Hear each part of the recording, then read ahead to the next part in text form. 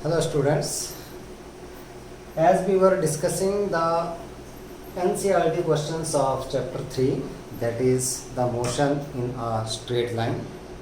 So we have discussed the questions from 3.1 to 3.10 of the exercise.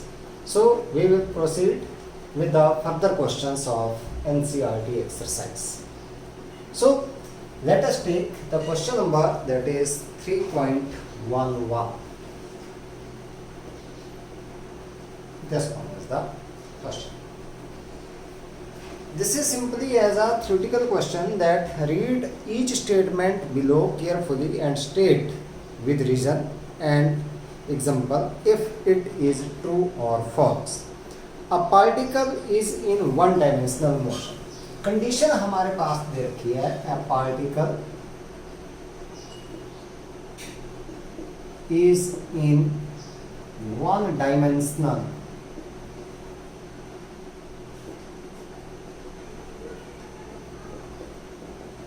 Motion. ये हमारे पास condition दी. Particle जो है वो किस में चला हुआ है ना, वन डायमेंशनल मोशन में चल रहा है. ठीक है. इसमें पहला पूछा गया है that A with zero speed at any instant may have non-zero acceleration at that instant. Zero speed at any instant may have non-zero acceleration at that instant. तो हमने ये बात की थी कि भाई जब हमारे पास किसी बॉडी को वर्टिकली अपवर्ड प्रोजेक्ट किया जाएगा, ऐसे इस तरीके से, यहाँ से हम लोगों ने इसको वर्टिकली अपवर्ड प्रोजेक्ट कर दिया. So what happens at the maximum height, इस पॉइंट के ऊपर क्या होगा कि that the velocity of the object that is equal to zero but still it have acceleration, that is acceleration due to gravity that is in the downward direction. So in this case the speed or the velocity that is equal to zero and it have non-zero acceleration. So this statement is true when a body is projected vertically upward,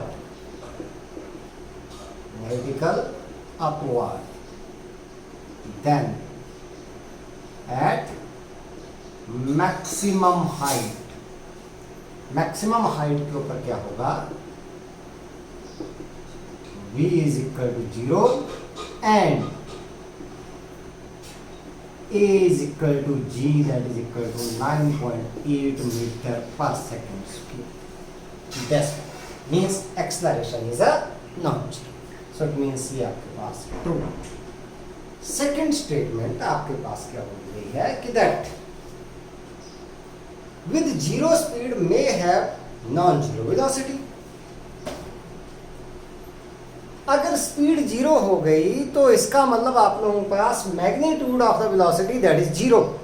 it means velocity that is equal to zero. आप direction से कुछ भी लेना देना नहीं है. तो इसका मतलब आपके पास ये जो स्टेटमेंट है that is what, that is a false. So with zero speed may have non-zero velocity. So this statement is a which one, that is a false. So क्या है आपके पास, with zero speed the velocity is also g. velocity भी क्या होगी आपके पास, zero. ठीक है. C part देखते हैं हम लोग. सी में क्या है हमारे पास, सी में बोला गया हमारे पास कि that with constant speed must have zero acceleration. अब ये है किसकी बात हो रही है आपके पास, one dimensional motion. One dimensional motion में ये ट्रू है. ध्यान दें, मैं आप लोगों को वन डायमेंशनल मोशन की बात बता रहा हूँ. अगर कांस्टेंट स्पीड है तो कांस्टेंट स्पीड होगी एक डायरेक्शन में, इसका मतलब डायरेक्शन चेंज नहीं हो रही है वन डायमेंशनल मोशन में. तो मतलब डायरेक्शन ऑफ मोशन सेम है, इसका मतलब इसकी वेलोसिटी कांस्टेंट है. वेलोसिटी कांस्टेंट है तो चेंज इन वेलोसिटी क्या हो गया, जीरो हो गया. चेंज इन वेलोसिटी जीरो हो गया, इट मींस आपके पास एक्सेलरेशन क्या हो गया, जीरो हो गया. So this one is a true. ठीक है, ट्रू हो गया आपके पास. तो आपके पास क्या आ गया, that with constant speed must have a zero acceleration. With constant speed must have zero acceleration in one dimensional motion. Two dimensional के केस में ऐसा नहीं आता है. अगर कांस्टेंट स्पीड के साथ चला है कोई ऑब्जेक्ट, सर्कुलर पाथ में घूम रहा है, तो आपके पास एक्सेलरेशन आता है, that is due to the change in the direction. ठीक है, डी पार्ट ध्यान से देखिएगा. With positive value of acceleration must be speeding up. भाई हमने एक बात कही थी कि when object is moving upward, acceleration is downward direction and it is g positive. नीचे की तरफ को क्या आएगा? पॉजिटिव लिया है हम लोगों ने. ऊपर की तरफ को जा रहा है ऑब्जेक्ट और एक्सेलरेशन नीचे की तरफ को लेना है हम लोगों ने, तो नीचे की तरफ को क्या आ रहा है? पॉजिटिव आ रहा है. तो इस केस में एक्सेलरेशन आपके पास पॉजिटिव है, लेकिन ऑब्जेक्ट क्या हो रहा है आपके पास? क्या ये स्पीडिंग अप हो रहा है? नहीं, आपके पास क्या हो रहा है? ये आपके पास है it's speed that is a decreasing. So आपके पास ये स्पीड क्या रहेगी? This one is a false. When a body is projected upward, A G is equal to G is positive, vertical downward. ठीक है, but its speed is decreasing. This is true.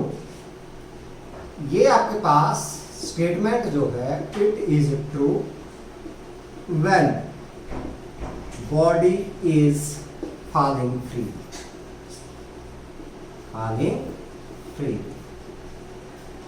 Negative हम लोग इसलिए लेते हैं क्योंकि हम लोग क्या चल रहे हैं? We are going against the direction of acceleration, इसलिए वैल्यू जी की नेगेटिव ले लेते हैं. वैसे एक्चुअल में एक्सेलरेशन क्या है? ये पॉजिटिव है. किस साइड को है? That is a downward direction में आपके पास आ. ठीक है, तो ये आप लोगों के पास क्या हो गए इसके? This is a question number 3.11 के आंसर्स हो गए सारे के सारे.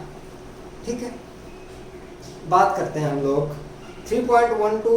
नहीं करना है बेटा अभी हम लोगों ने, जब आप लोग क्लास में आओगे उस टाइम इसको समझाएंगे हम लोग 3.12 को. बात करते हैं हम लोग 3.13 की. एक्चुअल में कर रखा है हम लोगों ने ये क्वेश्चन, बस एक बार फिर से इसको रिवाइज करेंगे हम लोग. 3.13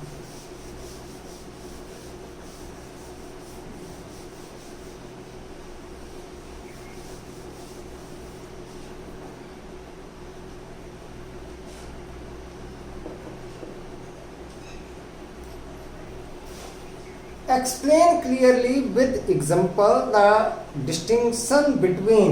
A पार्ट पूछा गया है हमारे पास. magnitude of displacement over an interval of time and total length of the path covered by the particle over the same interval. ठीक है, दोनों में आप लोगों ने क्या करना है? डिफरेंस बताना है. किसमें? एक तो आप लोगों के पास डिस्प्लेसमेंट और दूसरा टोटल पाथ लेंथ के बीच में. ठीक है, सो पहले बात करते हैं हम लोग डिस्प्लेसमेंट. डिस्प्लेसमेंट क्या है? It is the shortest distance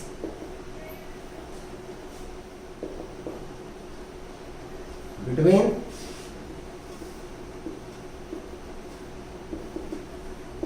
initial and final position of the object during the motion. अब डिस्टेंस क्या होता है आपके पास? ये path length. It is the length of actual path traveled by the body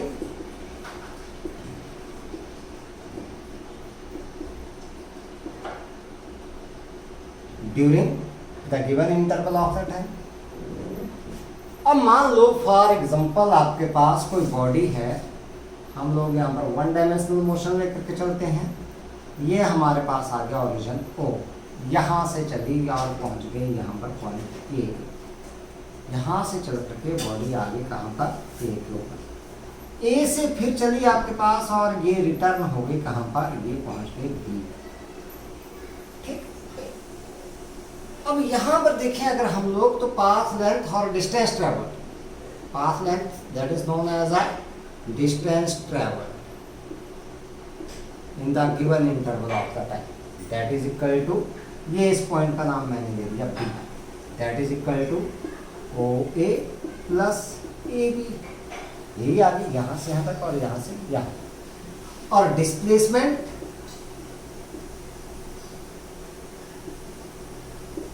that is equal to shortest distance between initial and a final position, that is equal to OB। अब देखो ये ज्यादा हो गया क्योंकि ये सम और ये हो गया, तो इसका मतलब पाथ लेंथ और distance travelled is greater than that of the displacement. It means अगर मैं यहाँ तक नहीं लेता, सिर्फ यहाँ तक लेता, तो distance travelled that is equal to displacement आती। ठीक है, तो हम लोग क्या बोल सकते हैं कि that distance travelled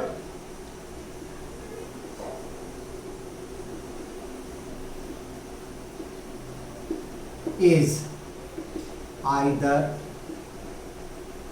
equal to or greater than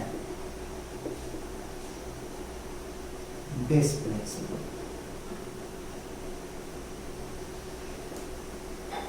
greater than displacement.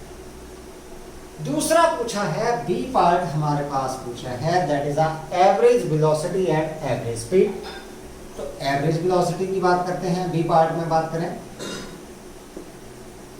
Average velocity, it is the total displacement per unit time, means हम लोग बोल सकते हैं it is displacement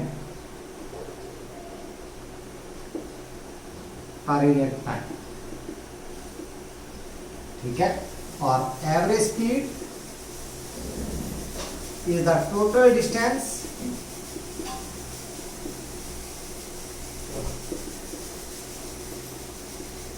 per unit total time.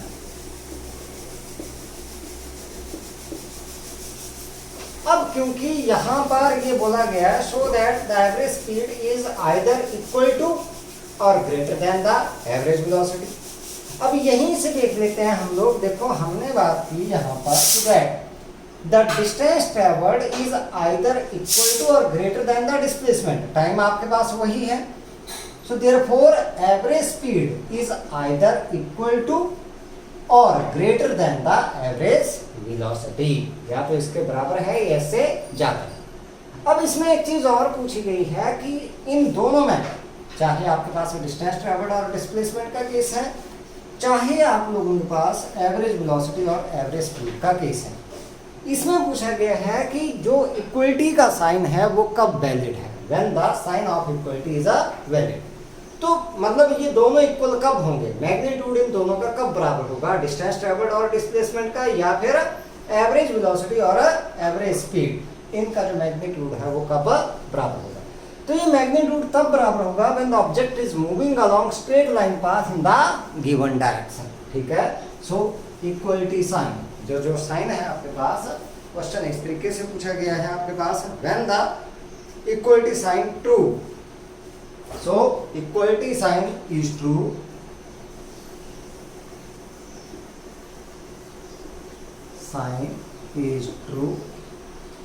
when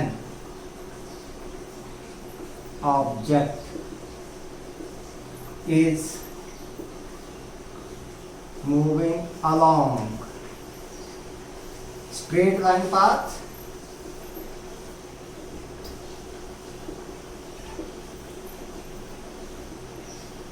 in the given direction। तो ये आपके पास question number हो गया कौन सा, 3.13। ठीक है, नेक्स्ट हम लोग बात करते हैं question number 3.14।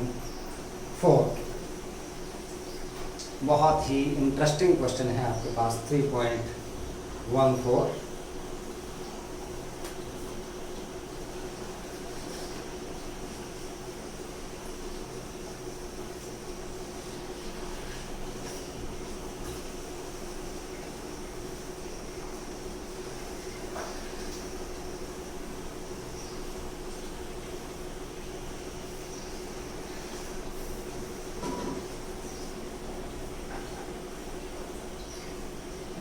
Three point one four, ध्यान से करना होता। A man walks on a straight road from his home to market 2.5 km away with a speed of 5 km per hour. So from home to market, जो distance है, क्योंकि straight है तो distance is equal to displacement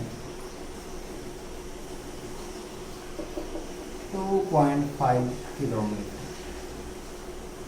यहाँ पर speed जो है वो कितने से जाता हो, 5 किलोमीटर पर आवर। हम लोग यहाँ पर टाइम निकाल लेते हैं। टाइम लगेगा इसको यहाँ पर, time that is equal to distance upon speed, that is 2.5 upon 5। ये किलोमीटर है, this is kilometre per our है, दिस इज 0.5 आवर मतलब 30 मिनट। ये टाइम है, यस 1/2 आवर। ठीक है, अब क्या होता है, उसके आगे बोला गया है कि that finding the market closed, he instantly turns and walk back home with a speed of 7.5 km per hour. So from market to home,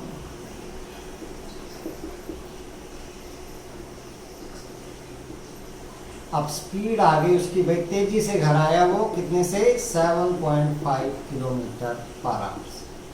तो टाइम निकाल लेते हैं हम लोग, कितना टाइम लिया उसने, that is distance upon speed. Distance है डिस्टेंस वही रहेगी कितने, 2.5 किलोमीटर, और टाइम है स्पीड है 7.5 किलोमीटर पर आवर। तो आ गया 1/3 आवर।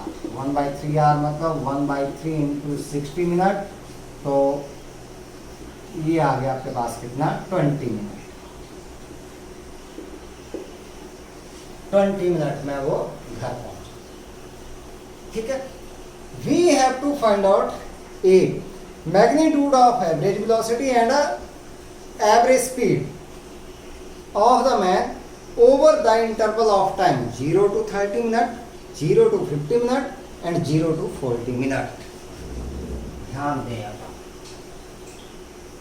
एवरेज स्पीड और एवरेज वेलोसिटी ये दोनों निकालने हैं हम लोगों ने। ठीक है, magnitude of average velocity and average speed.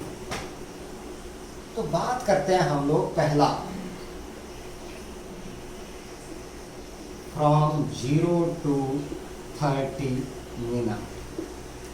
यही है, पहले 30 मिनट में ये पहुंचा सिर्फ मार्केट में जाकर के। तो distance is equal to displacement, दोनों बराबर हैं। Distance is equal to displacement, that is 2.5 kilometre. Time कितना है, 30 मिनट। 30 मिनट का मतलब हो गया 1/2 आवर। हाँ, so speed, average speed is equal to average velocity, दोनों बराबर आएंगी इस केस में। मैग्नीट्यूड, क्योंकि डिस्प्लेसमेंट और डिस्टेंस दोनों बराबर हैं, that is equal to 2.5 upon 1/2, that is equal to 5 kilometre per hour. ये पहला case. Second case, from 0 to 50 मिनट। ध्यान, ये घर है, ये मार्केट है। ए पर घर मान लिया, बी के ऊपर मार्केट मान ली। ये 2.5 किलोमीटर और ये फिर वापस आपके पास 2.5 किलोमीटर, ऐसे आपके पास, ठीक है। अब 50 मिनट में देखो 30 मिनट जाने में लगे, 20 मिनट वापस आने में लगे, तो इसका मतलब पूरे 50 मिनट में वो वापस आ गया घर। इसका मतलब डिस्प्लेसमेंट क्या हो गया, 0। इनिशियल और फाइनल पोजीशन क्या होगी, सेम आ गई। सो इट मींस यहां पर आपके पास displacement that is equal to 0, therefore average velocity displacement upon time that is equal to 0, क्योंकि डिस्प्लेसमेंट 0, ठीक है। अब देखते हैं डिस्टेंस। डिस्टेंस है 2.5 प्लस 2.5 बाई 2.5 किलोमीटर जाने में, 2.5 किलोमीटर आने में, तो कितना हो गया 5 kilometre.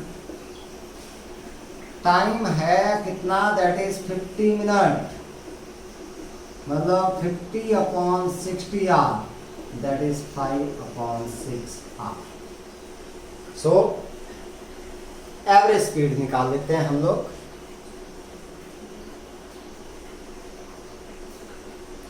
Average speed, distance upon time,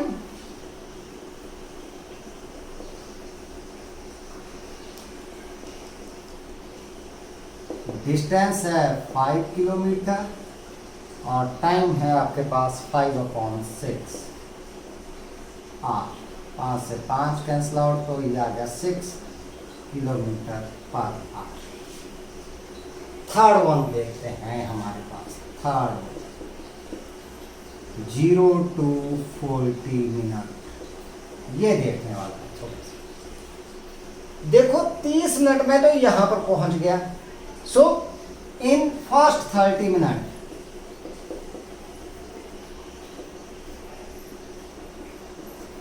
distance that is equal to 2.5 kilometre, मतलब यहां पर, ठीक है।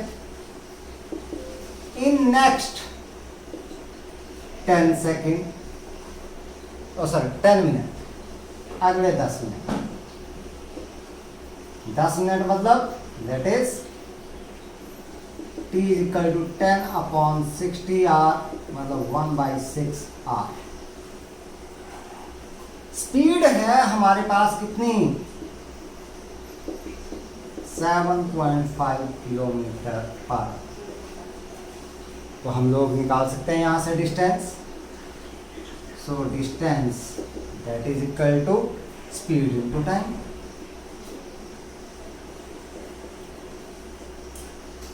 स्पीड कितनी है, 7.5 into 1/6, so that is equal to 1.6 kilometre, 1.25 kilometre, मतलब बी से पहुंच गया यहाँ पर इस पॉइंट पर, और ये आ गया 1.25 किलोमीटर। तो इसका मतलब ए से भी कितना बचा, 1.25 kilometre. So displacement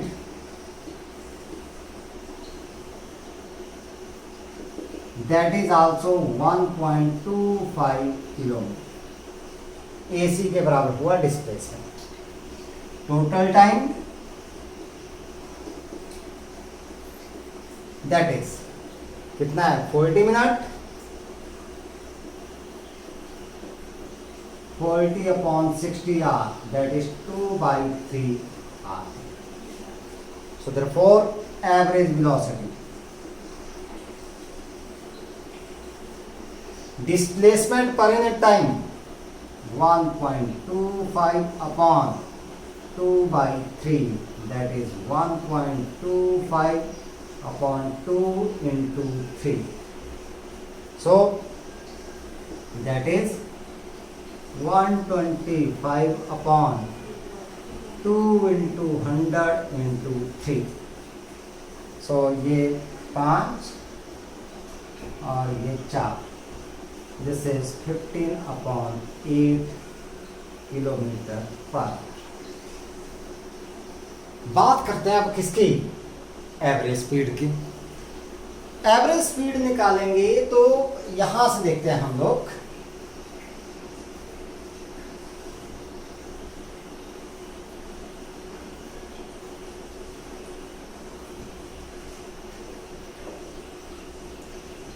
average speed के लिए total distance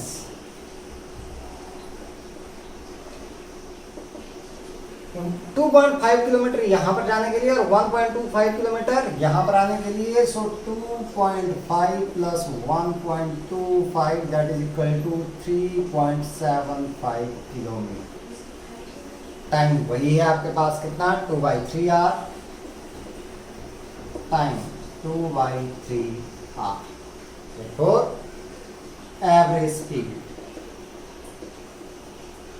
that is distance upon time, 3.75 upon 2/3, that is 3.75 upon 2 into 3.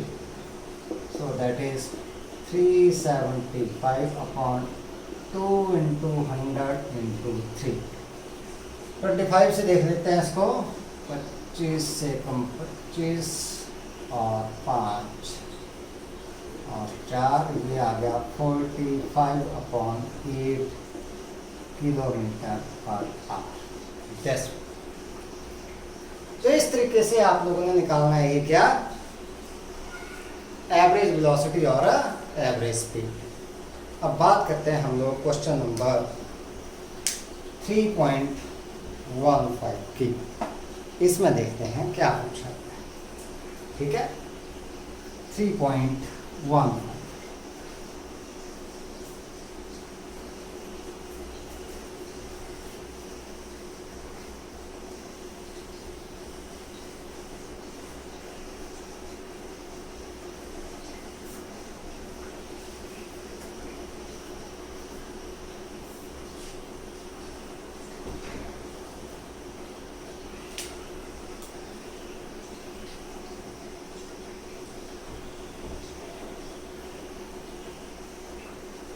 इसमें बोला गया है in the exercise 3.13 and 3.14 we have carefully distinguished between the average speed and magnitude of average velocity.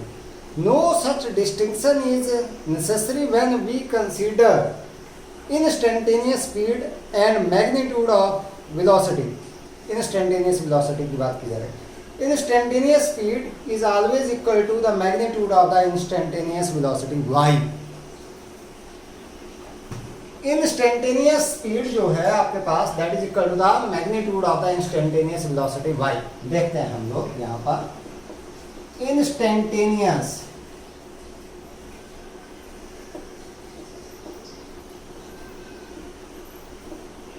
Speed v is equal to first derivative of displacement with respect to time. Here the time interval is infinitely small, in which the object is not considered to change its direction of motion. भाई किसी instant के ऊपर magnitude जो है वो speed तो उतनी ही रहेगी at the given instant of time, और ये इतना कम टाइम है कि उस टाइम में आपके पास हम लोग ये नहीं मान सकते हैं कि उस गिवन इंटरवल ऑफ टाइम में बहुत ही कम है आपके पास, means it approaches to zero, कि ये अपनी डायरेक्शन ऑफ मोशन को चेंज कर ले। इसका मतलब ना तो मैग्नीट्यूड चेंज हुआ ना ही क्या हुआ आपके पास डायरेक्शन चेंज हुई। इट मीन्स जो आपके पास स्पीड का मैग्नीट्यूड है वही किसके बराबर हो गया, वेलोसिटी के बराबर हो गया। Therefore instantaneous velocity, instantaneous speed is equal to the instantaneous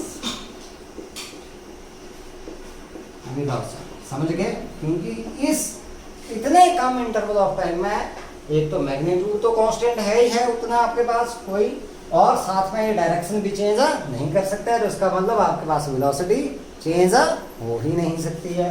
तो जो स्पीड है instantaneous speed that is equal to the instantaneous velocity हमारे पास आ गई। नेक्स्ट वन हम लोग देखते हैं, this is question number 3.16।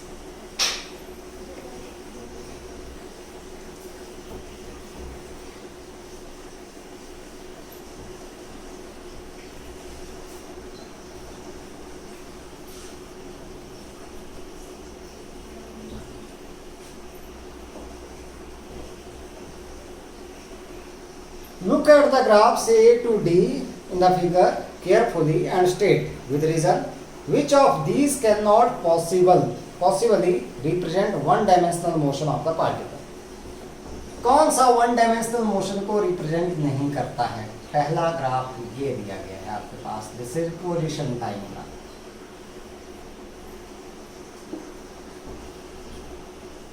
Position time graph ऐसे दे रखा है हमारे पास इस तरीके से, ऐसे है ये बनाया हुआ, इसमें ऑब्जेक्ट ऐसे चला इस तरीके से, ऐसे और फिर ऐसे। अब देखो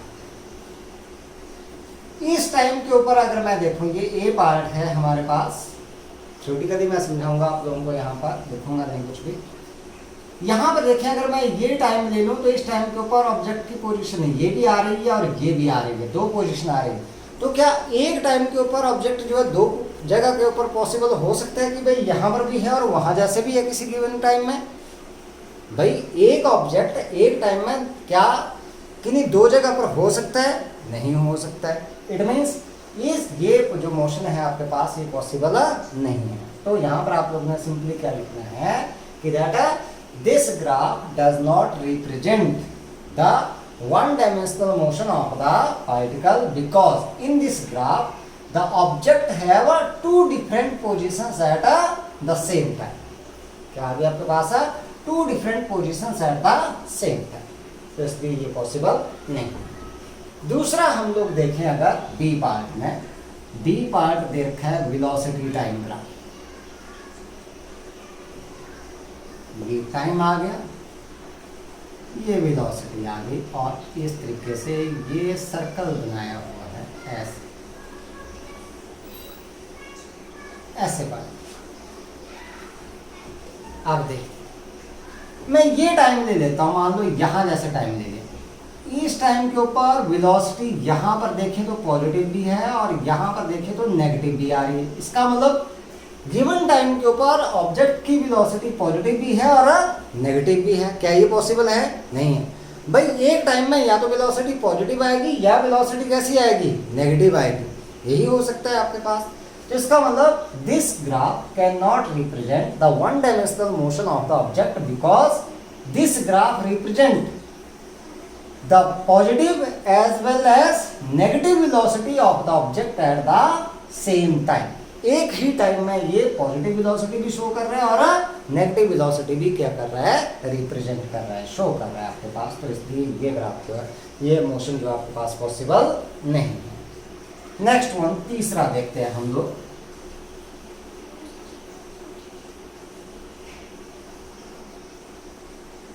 इस साइड को टाइम है और इस साइड को देखिए स्पीड। स्पीड हमारे पास स्केलर क्वांटिटी है, तो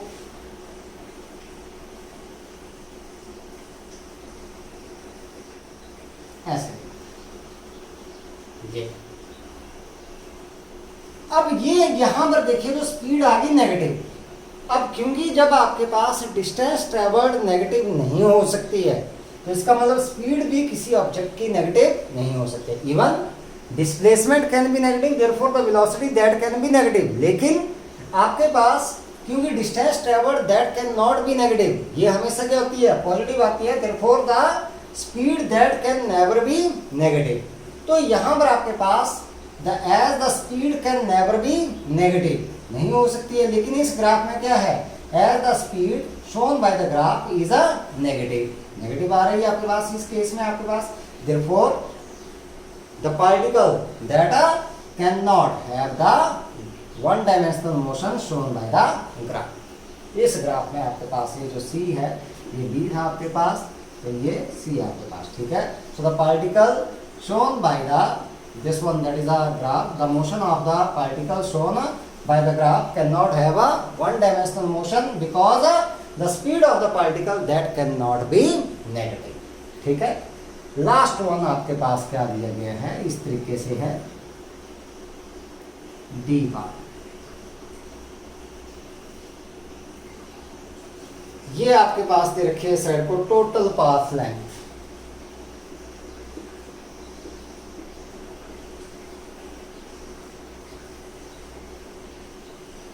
और ये है टाइम।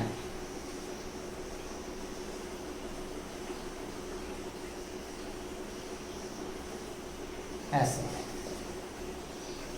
ठीक है, इस तरीके ये भी। अब बताओ आपको क्या ये पॉसिबल है? हमारे पास हमने बोला था displacement can B zero but the distance travelled that can not B zero. It means that the total path length that can never be zero। लेकिन यहां पर देखें तो यहां पर आपके पास टोटल पाथ लेंथ आ गई जीरो, जो कि आपके पास पॉसिबल नहीं है, हो ही नहीं सकता आपके पास। तो इसका मतलब this, that is the motion represented by the graph cannot be one dimensional motion because the total path length of the object cannot be zero. जो टोटल पास लेंथ है वो कभी भी जीरो नहीं हो सकती है, लेकिन इस ग्राफ में यहाँ पर दिखाया गया। तो यहाँ पर ये जो चार ग्राफ दिखाए गए हैं, इसमें से कोई भी जो ग्राफ है वो आपके पास पार्टिकल का वन डायमेंशनल मोशन जो है वो रिप्रेजेंट नहीं करता, ठीक है। कोई सा भी आपके पास वन डायमेंशनल मोशन रिप्रेजेंट नहीं करेगा। नेक्स्ट वन हम लोग देखते हैं, क्वेश्चन नंबर 3.17।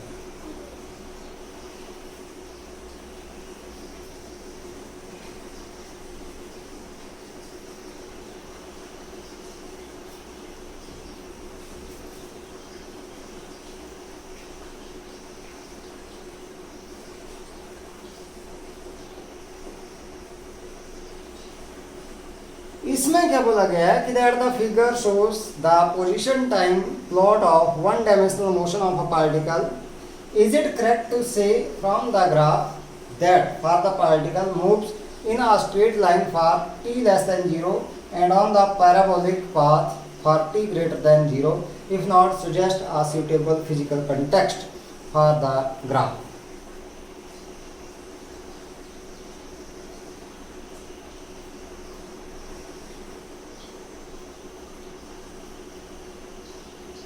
ये टाइम है,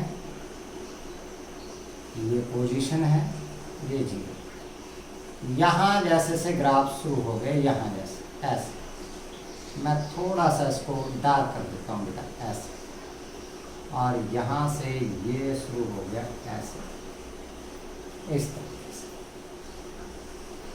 अगर मैं देखूँ for time t less than 0, भाई पोजीशन क्या आ रही है आपके पास, जीरो ही आ रही है, बढ़ ही नहीं रही है। The particle is at rest.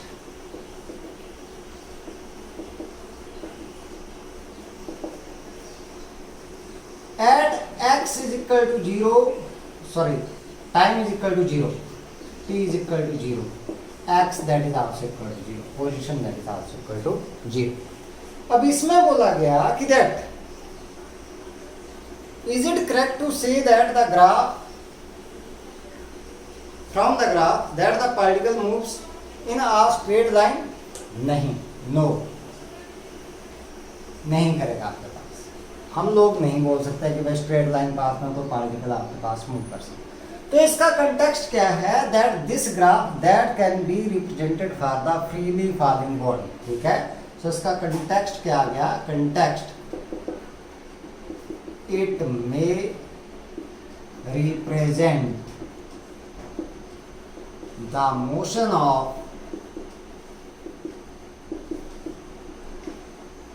Freely falling body. नीचे गिरती है तो नॉन यूनिफॉर्म मोशन आ गया आपके पास, नॉन यूनिफॉर्म मोशन आ गया तो इसी तरीके से आपके पास चलेगा, लेकिन ये इस तरीके से आपके पास हॉरिजॉन्टल मोशन जो है वो आपके पास नहीं। ठीक है, तो ये हमारे पास इसका सॉल्यूशन। नेक्स्ट वन 3.18 की बात करते हैं हम लोग।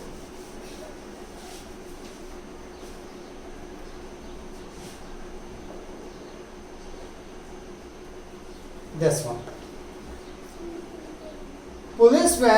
A police van moving on a highway with a speed of 30 km per hour fires a bullet at a thief's car speeding away in the same direction with a speed of 192 km per hour. If the muzzle speed of bullet is 150 meter per second, with what speed does the bullet hit the thief's car? हमारे पास क्या दिया गया है, that the muzzle speed of the bullet.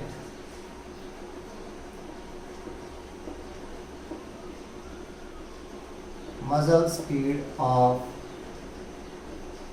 Bullet, मैं इसको we मान लेता हूं, दैट इज 150 मीटर पर सेकेंड। यही दे रखी है आपके पास 150 मीटर पर सेकेंड। ठीक है, सो दिस वन इज,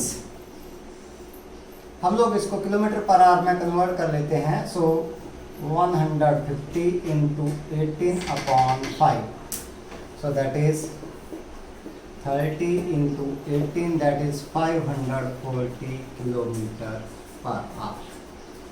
ठीक है, this is the muzzle speed of the bullet. अब स्पीड ऑफ द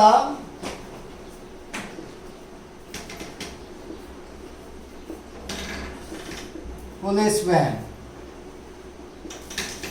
वीपी मैंने मान दिया, that is given 30 kilometre per our.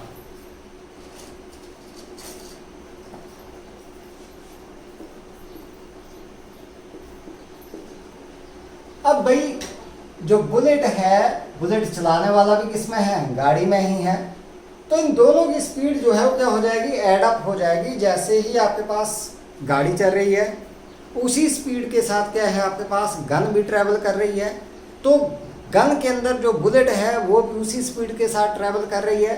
तो जब फायर करेंगे तो उसमें ये स्पीड क्या हो जाएगी, ऐड हो जाएगी आपके पास। So therefore the resultant speed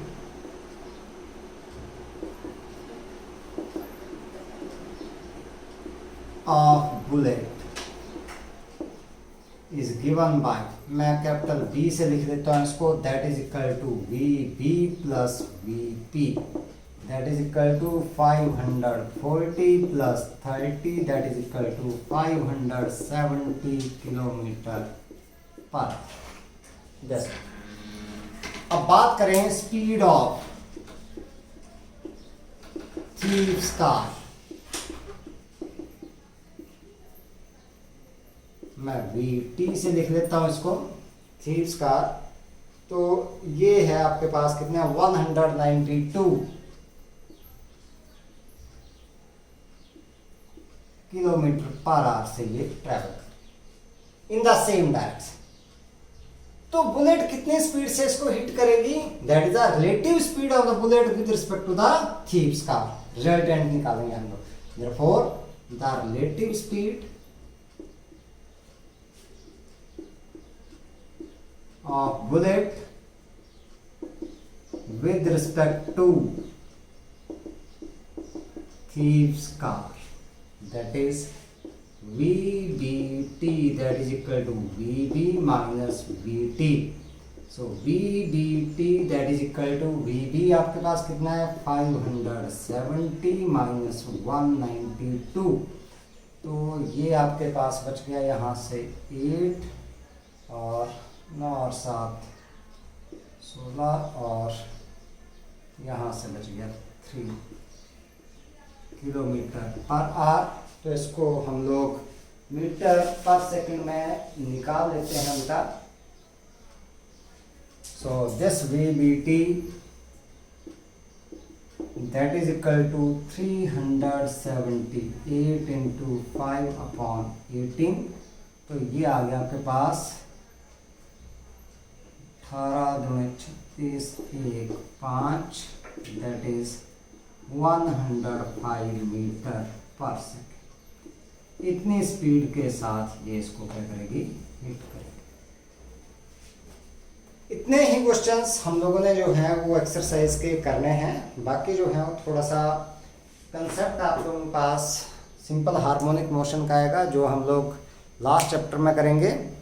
तो अभी तक आप लोगों ने इतने ही क्वेश्चंस करने हैं और टेस्ट है मंडे को, तो उसके लिए आप लोगों ने तैयारी करनी है अच्छे से इस चैप्टर की। ठीक है, तो आज के लिए इतना ही है। Thank you.